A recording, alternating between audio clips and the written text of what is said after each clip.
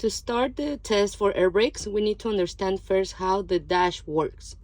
So we have all these gauges right here. We don't have to talk about these two. We only have to talk about RPMs, speedometer, fuel and depth, primary and secondary gauge. How do we know this? Because primary and secondary has an S. Primary has a P. When we turn the key in on position, we had to talk about two lights. The two lights that we had to mention will be the ABS and the DPF light. My DPF light is right here. My ABS light is right here. Both lights are on and off. I have enough fuel and I have enough depth to conduct this test today. I will refer myself to my primary gauge during my whole test. Good morning or good afternoon, depends on the time of your test. Examiner, my name is Fernanda. I'm here to do my air brake system check and in-cab inspection. Examiner, can you please put your seatbelt on? The first thing before I start my test, I would like to adjust both of my side mirrors and my seat. The way you guys adjust the seat, step on the clutch all the way in and make sure you guys have a range of movement. The first thing we have to do is put the seatbelt on. We have to make sure our seatbelt is not ripped, torn, or worn. It's in good working condition, that it latches and unlatches properly. Okay, before I start my air brake system check, examiner, I'm gonna pump my air pressure below 90 for a safe start. You guys have to find the brake.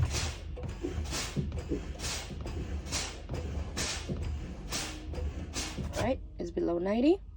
I will conduct a safe start. Make sure you pull both brakes are out. Shifter is on neutral.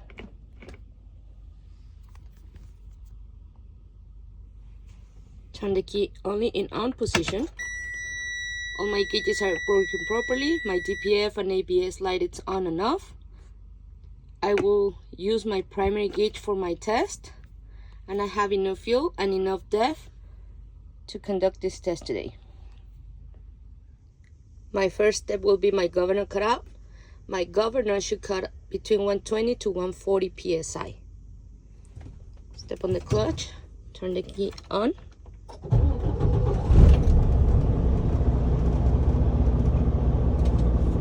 I'm gonna rev my engine between 10 to 13 RPMs.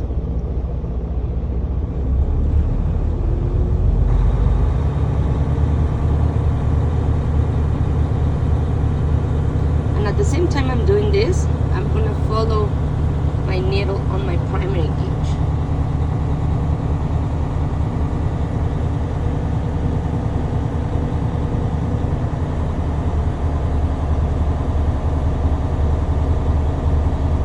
When my needle stops rising, that means that my governor has cut off.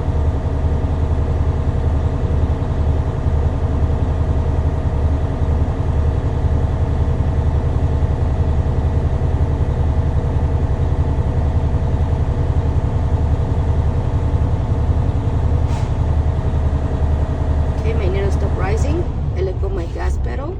My primary gauge is at 135 psi. This was a good test. Second step will be the 460. Should not lose more than 4 pounds in 60 seconds, or the apply leak pressure test. The first thing we have to do is put the truck in first gear. So clutch in, shifter on first gear, and we have to turn off the truck. Let go the clutch. Turn the key back into an on position and wait for the needles to go up and down. Okay, we need to release both parking brakes one at a time. And we need to wait until all the air is dispensed. Once we don't hear any air hissing, we need to be patient and also keep looking at the primary gauge. That it settles. We're gonna step on the service brake as hard as you can, all the way in. When we step on it, we need to wait until this primary gauge settle. Okay, it is at 99 psi. that's when we're gonna start the minute. You guys can ask the examiner to help you guys with the minute or use your phone, but make sure you guys ask before start the test if you guys can use the phone. Let's pretend that the minute is over. I had to mention my first reading and then my second reading. So my primary gauge when we start the test was at 99, still at 99 psi. This was a good test because I did not lose more than 4 pounds in 1 minute. Okay, examiner, now I will remove my foot from my brake. For my third step will be my low warning and buzzer light. Should activate no lower than 55 psi. To do this, we need to find our service brake all the way in and out. Do it slow, take your time, no rush.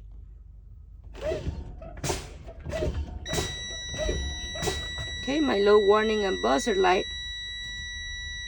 activate at 64 psi. This was a good test.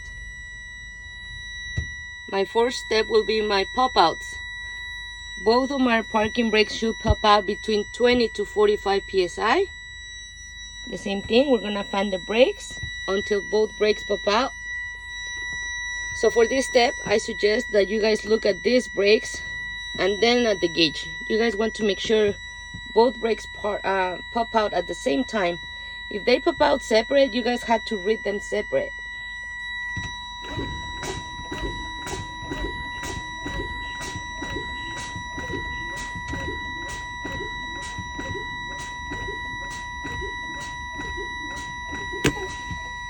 Okay, both parking brakes pop out.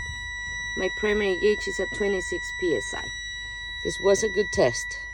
To continue to my fifth step, I need to let my vehicle build pressure back up to 100 psi. I'm gonna do another safe start. I'm gonna make sure I go clutch in and put my vehicle in neutral. I will start my truck again. Let go the clutch. While my vehicle builds pressure up to 100 psi, in the meantime, I will perform my in-cab inspection. For the in-cab inspection, it doesn't matter in what order you guys want to do it. Always make sure you leave city horn and air horn at the end. In this case, I'm gonna start with my lining indicators. I have my left turn signals working properly, my right turn signals working properly, my four-way flashers are working properly. The first switch to my right will be my ID lights. The second switch will be my low beams, and I know this because my DEF light dims in my dash.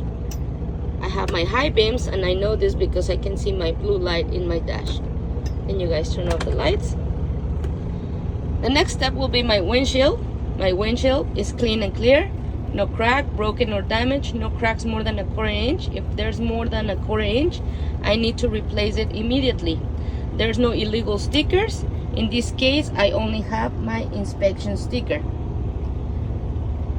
My seal around my windshield on my weather stripping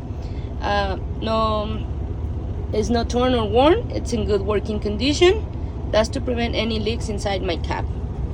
My wiper arms are not bent, cracked, or broken, no missing any hardware, in good working condition. My wiper blades are not torn or worn, they're in good working condition. You guys need to demonstrate that they're working properly. For the windshield washer fluid, sprays even through my windshield. It's in good working condition. I have both of my hood mirrors and both of my side mirrors, and also I have a blind spot mirror over there. No crack, broken or damaged, properly mounted and secure with nuts and bolts. They're clean, there's no illegal stickers, and my side mirrors are adjusted to my rear view and they're 10 inches from my cab. For my emergency equipment in my glove compartment, or glove box, I have my spare electrical fuses, different sizes and colors, ready to use when needed. Under my passenger seat, I have my 3 red reflective triangles, properly mounted and secure, red and amber in color.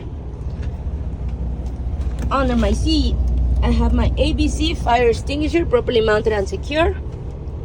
No crack, broken, or damage. It's fully charged, up to date, and my safety pin is on place. I have my heater. I feel the air blow inside my cab. Have my defroster. And I also have my AC. If you guys want to add an additional, you guys can talk about both parking brakes are not bent, cracked, or broken. There's no air leaks, no funny noises, or hissing any sound. My city horn, it's working properly. My air horn is working properly. Okay, with this we conclude the in-cab inspection. My vehicle has reached pressure up to 100 psi, so I can continue with my fifth step. My fifth step will be my tug test. I need to check both parking brakes are working properly. When I check my trailer, I need to disengage my parking or my tractor. When I check my tractor, I need to disengage my trailer. It's gonna be always the opposite. The first thing we need to go is go to lower gear. I'm gonna start checking my trailer air supply or trailer brake by disengaging my parking. Without stepping on the brake, I'm gonna start releasing my clutch slowly until I feel the tug. When I feel the tug, I will clutch in again. Okay, my truck held, didn't move. My trailer brake is working properly. This was a good test. Make sure you pull the other brake out. Now I'm gonna check my tractor brake. Keep yourself on first gear and your clutch in. Release the trailer. We're gonna do the same thing. Always both hands on the steering wheel. Leave the clutch slowly. Feel the tug. Okay, I feel the tug. Clutch in again. This was a good test. My parking brake is working properly. My vehicle did not move. Pull both brakes out. Keep yourself on first gear. Do not go to neutral. And then we're gonna go to the sixth step. My sixth step will be my service brakes. I'm gonna move forward 3 to 5 feet or no more than 15 feet, no faster than 5 miles per hour. And I'm gonna stop using my service brakes. My vehicle should not lean to the left or to the right. Step a little bit on the brake, that way you control your truck that doesn't roll back or forward. Release both brakes. You're gonna put both hands underneath your steering wheel. You're gonna start lifting the clutch slowly. When you feel the tug, let go of the brake, pull forward, clutch in, and brake. Try to brake smooth. Once we come to a complete stop, we had to tell the examiner, okay, my service brakes are working properly. My vehicle came to a complete stop. My vehicle did not lean to the left or to the right. Set your brakes first. Go to neutral. Let go of the pedals. This was a good test. Turn off your vehicle. With this, I conclude my air brake system check and my in-cab inspection.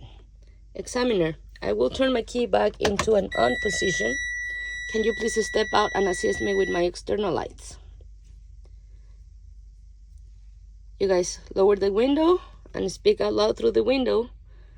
In the front of the truck will be left turn signal, right turn signal, four-way flashers, ID lights, low beams, high beams.